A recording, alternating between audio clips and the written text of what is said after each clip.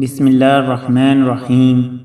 دوستو، یہ حقائق مولانا روم کی کتاب سے لی گئی ہے۔ ندی کے کنارے ایک اونچی دیوار بنی ہوئی تھی اور اس دیوار کے اوپر ایک پیاسا آدمی بیٹھا ہوا تھا۔ پیاس کی شدت سے اس کی جان لبوں پر آئی ہوئی تھی۔ بادوسان دیوار پر بیٹھا پانی کی طرف حسرت بری نگاہوں سے دیکھ رہا تھا۔ اس کے اور پانی کے مابین دیوار کی بلندی حائل اور مانے تھی۔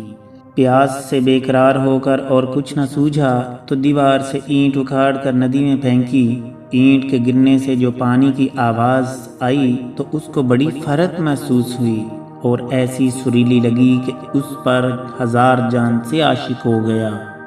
اس آواز نے اس کے جان اور جگر میں ایک مستی پیدا کر دی۔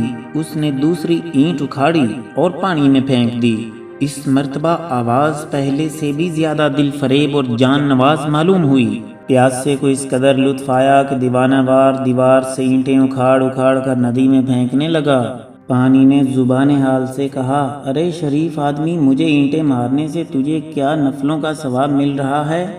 اس فضول مشقت سے باز آ، اس میں تمہارا کیا فائدہ ہے؟ تیشنا لب نے یوں جواب دیا، اے ندی کے شیریں اور ٹھنڈے پانی، اس میں میرے دو فائدے ہیں۔ پہلا فائدہ تو یہ ہے، جب اینٹ پھینکنے کے بعد آواز آتی ہے تو اس سے میرے تن مردہ میں جان سی پڑ جاتی ہے۔ یہ معمولی آواز میرے لیے دنیا کے بہترین ساز کی آواز سے بھی زیادہ دل فریب اور سریلی ہے۔ پیاسوں کے لیے یہ آواز مثل ساز خوش آواز ہے۔ دوسرا فائدہ یہ ہے کہ اس دیوار کی جتنی اینٹیں اکھاڑ کر ندی میں پھینکتا جا رہا ہوں، اس قدر پانی سے قریب ہوتا جا رہا ہوں، اور دیوار کے گرنے سے جوں فاصلہ کم ہوتا جا رہا ہے، اس قدر میری روحانی تسکین میں اضافہ ہوتا جا رہا ہے۔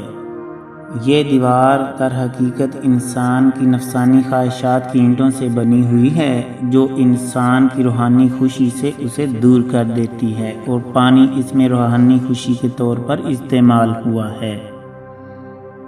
اگر ہم روحانی خوشی کو چاہتے ہیں تو ہمیں اپنی نفسانی خواہشات کی دیوار کو توڑنا ہوگا۔ اس حقائق میں مولانا رومی ہمیں یہ درس حیات دینا چاہتے ہیں کہ انسان اپنی نفسانی خواہشات کو کم کر کے ہی روحانی خوشی محسوس کر سکتا ہے۔ دوستو، اگر یہ ویڈیو آپ کو پسند آئی ہے تو اسے لائک کر کے اپنے دوستوں سے شیئر کر دیجئے اور کمنٹ سیکشن میں اپنی رائے کا اظہار ضرور کیجئے۔ عرفان فانی کو اجازت دیجئے۔ اللہ حافظ۔